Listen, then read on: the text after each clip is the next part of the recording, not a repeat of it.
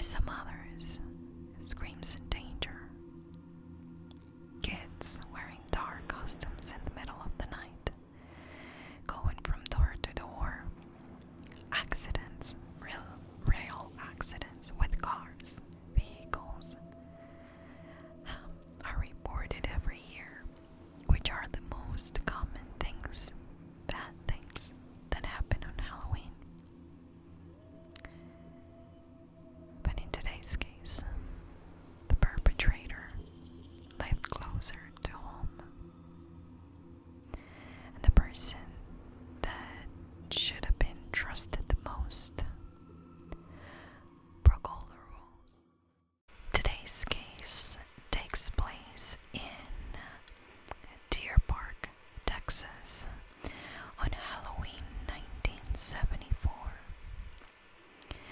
It was a rainy night, and all the kids in the neighborhood were ready to go out trick-or-treating.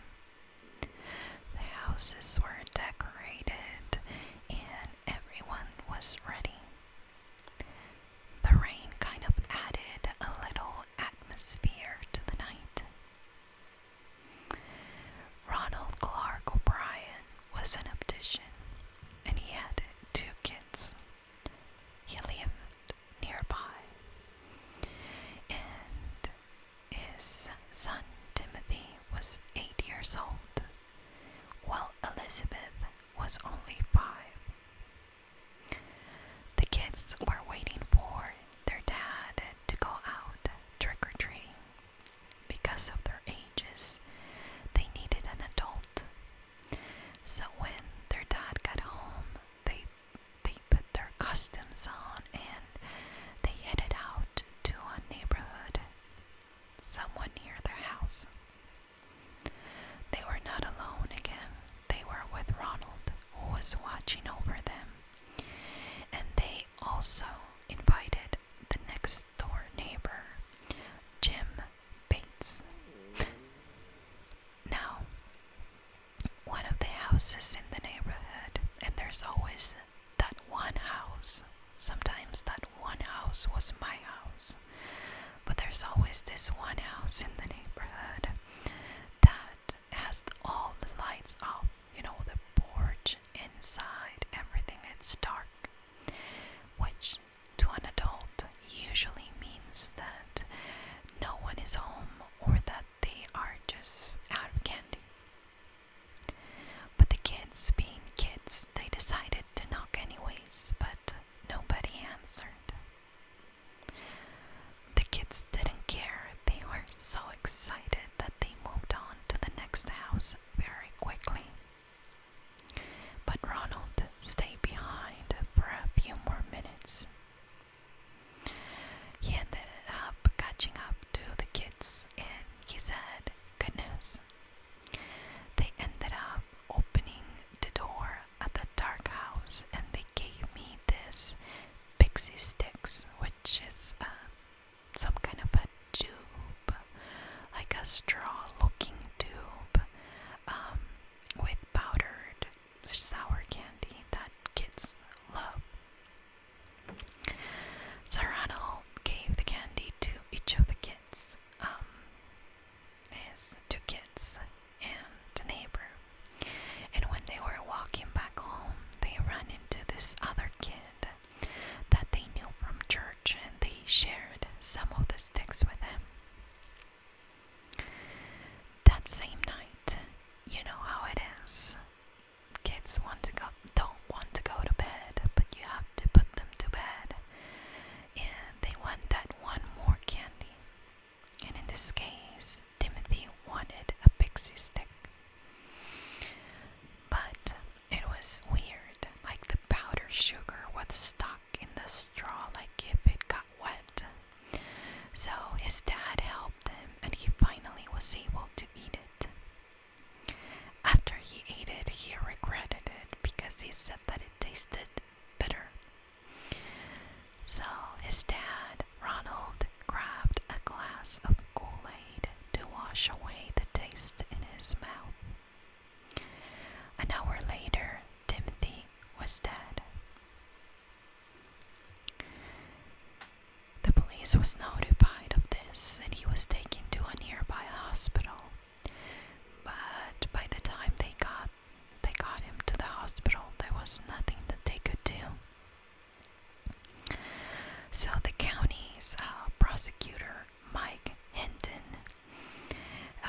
got the call from the police and immediately called Dr. Joseph. And I'm gonna call him Dr. Joseph because he has a very interesting last name. The doctor suspected something, so he asked the prosecutor, "What does this kid's, breath smells like?" So the prosecutor, Mike Hinton, called the morgue and he asked them, "Can you smell his breath?" And they said, "Yes, we can smell almonds." The doctor over the phone confirmed,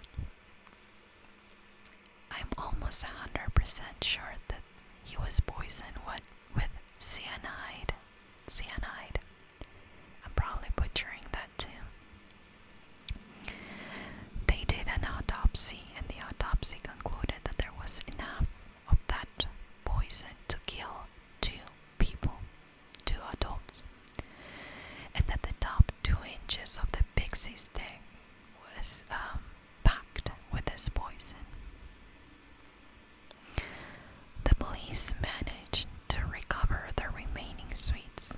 Remember that the kids shared it with not only, sibling and the next door neighbor, but this other friend or kid that they knew from church.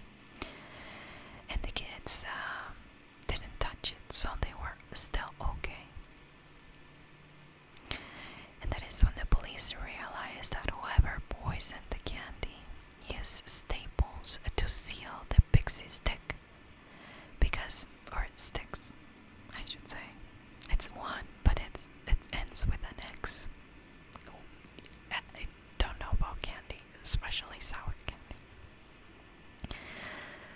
The thing is that when they look at the other ones that were not touched by the kids, they realize that somebody really messed with the packaging and that they put the poison inside. Actually, because of the staple, one of the kids tried to open it, but the staples were too hard and he wasn't able to open it, so that probably saved his life. Now they go to Ronald and they're like, "Hey, who is this person that gave you this candy? You have to take me to their house, and they gave it to you and not the kids. We need to know who they are."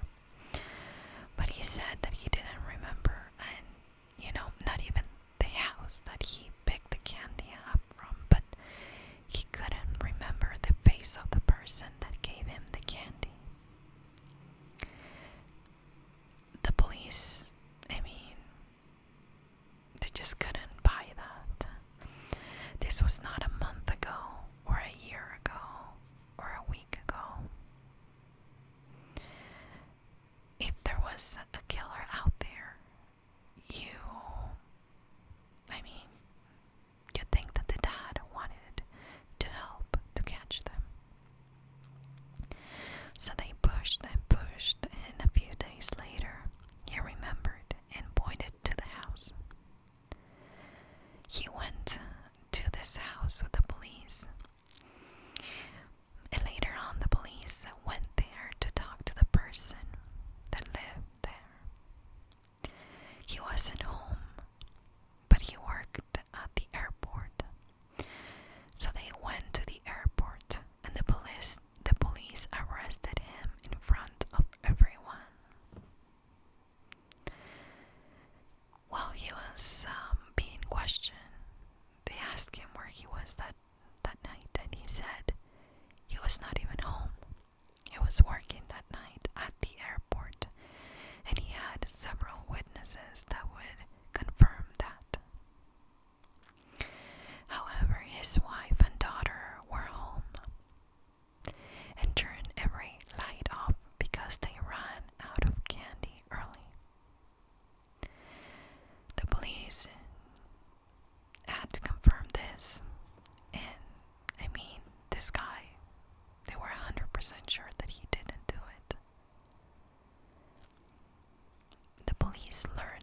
some odd behavior on Ronald's part. Apparently, he was mad at his family for not staying up the night of Timothy's funeral. I don't know it's about a song about Jesus and Timothy joining. According to my research, Ronald wrote this song and they were going to show it on TV, but nobody stayed to watch it. It was pretty, I would say lame to actually be offended by that after the fact that you just lost your son. But it was nothing incriminating, it wasn't the proof that the police needed. But then the police learns that Ronald had recently taken out life insurance policies on both of his children. Back in 1974, they were $10,000 per child. And apparently, this was in January, but he increased it to $20,000 each a month before Halloween. And the police also learns that the next day at 9 a.m. in the morning after Timothy died, his dad, Ronald, called the insurance company to file the claim. Apparently, our dad was deep in debt, over $100,000 in debt, and things were looking worse and worse for Ronald. The police got a search warrant and they went through his house and they found a pair of scissors that had plastic residue attached. When they tried to match it with the ones from the candy, it was a match. So they had enough to arrest and take him in for questioning.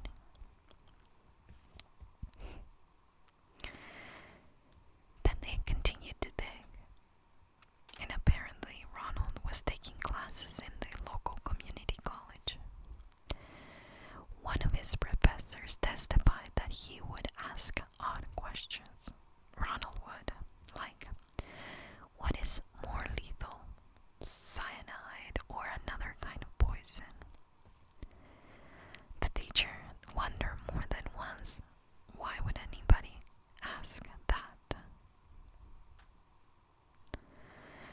Then, as they were going through this information, a chemical company employee remembered a guy dressed in a uniform that looked like a doctor's uniform.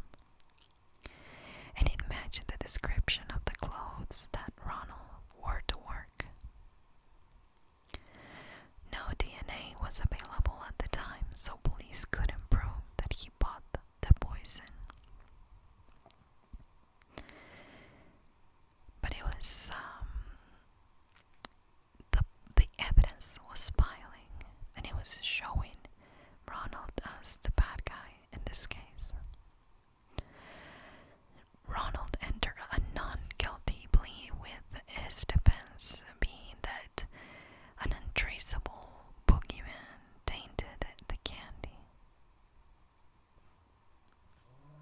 But his friends, family, and co-workers all testified against him.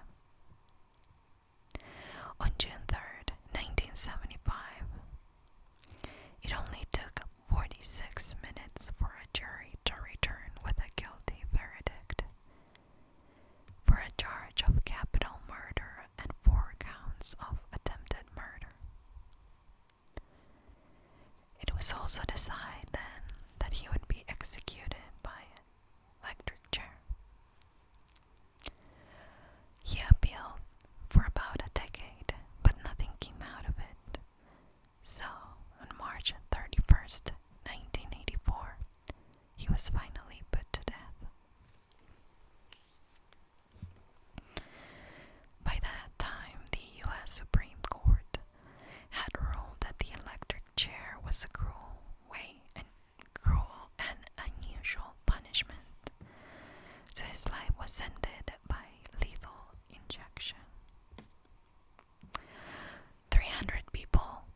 outside gathered to wait for this moment. When he was finally dead, they started shouting trick or treat and threw candy at protesters that were protesting against the death penalty. I don't know about you, but I know several people that even today worry about the safety of their kids on Halloween, not only because of the most common dangers that are, cars running over kids and during the night, kids that are too excited to go from one house to the next one without looking both ways before crossing the street. Now, there are parents today that they fear about broken glass, razor blades, and even ecstasy pills. And if you think, well, this was the 70s, well, no. In the year 2000, a man in Minneapolis was charged with putting needles in Snickers. Yeah, the Snicker bars. Apparently he was handing them out, but the only victim was a teenager who got a slight prick from the hidden sharp object. So other than Mr. O'Brien, there's no evidence of this happening around Halloween. Even though, after all this, Ronald O'Brien gained the name the Candyman. And you probably heard about this story. But I wanted to end the series with a classic. And with the idea that sometimes we fear that evil is out there to get our kids. And in some other cases, kids are not that lucky. And they live with this evil in their own houses. I don't know how he thought he was going to get away with it and get the money from the insurance, lose both of his kids. I don't understand when he thought about this and then was like, wow, I'm such a genius. I'll get rid of my kids. What? No. If you owe money, you get another job. But who thinks about buying life insurance for their children? I mean, if this guy was not the definition of evil, I don't know what it is. So yeah, Halloween continues to be that scary part of the year for a lot of parents who worry way too much about the safety of their children or the safety of the candy that their children get. I remember myself when my kids were younger, I would only take them to like the mall or to our local church harvest festival where they would get tons of candy and they'd have free rides and it was such a fun time. I remember back then and it was so stressful. I was always running, oh my goodness, I am missing a black eyeliner to do this or that. Oh my goodness, the cat tail that my daughter was wearing fell, so now I had to go to Dollar Tree and get something so I could either glue it or, sew it together. And I remember Halloween being such a, rush and such a hurry and get everything ready and, and in Utah, Halloween, it's pretty chilly on Halloween.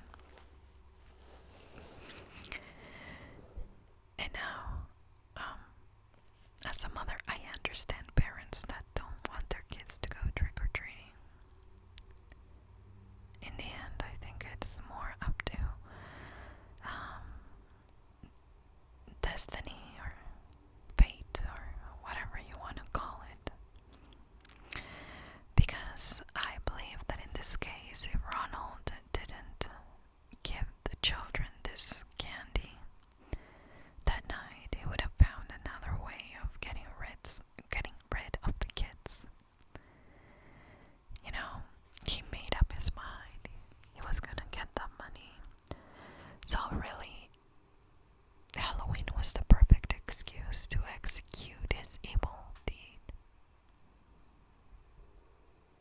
Such a terrible thought, terrible story, and one of those things that you think that, you know, as a father, you are the one that should be looking out for those children and not to put them in harm's way. But I hope you have a wonderful Halloween. I hope that nothing crazy happens. I hope that your plans go as you imagine, and that you have a wonderful time. This Halloween, there's gonna be a blue moon, so you bet your booty that I'm gonna be out there recording that moon. Once in a blue moon, right? Which basically means that we get 2 full moons on the same month. That happens very rarely, or, you know, it's not common, I should say.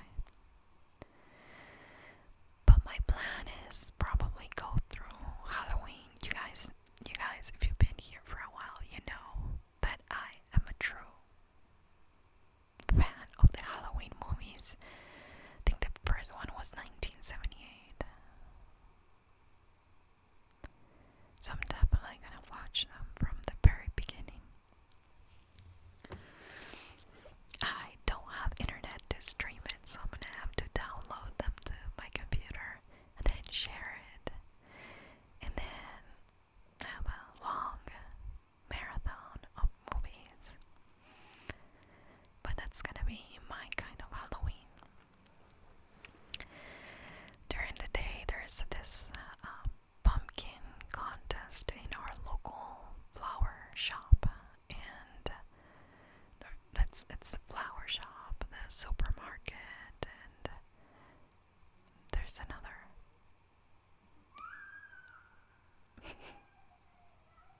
kids. Yeah, you can hear them in the background.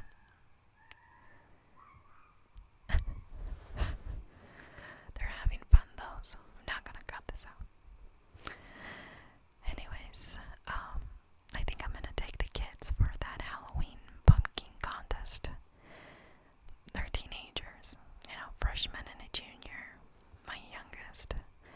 So they're not into carving pumpkins anymore, unless it's at home. But I'm sure that seeing other teenagers, and even if they have to wear their masks, it's gonna make it extra special. Going to town is extra special around here, you know.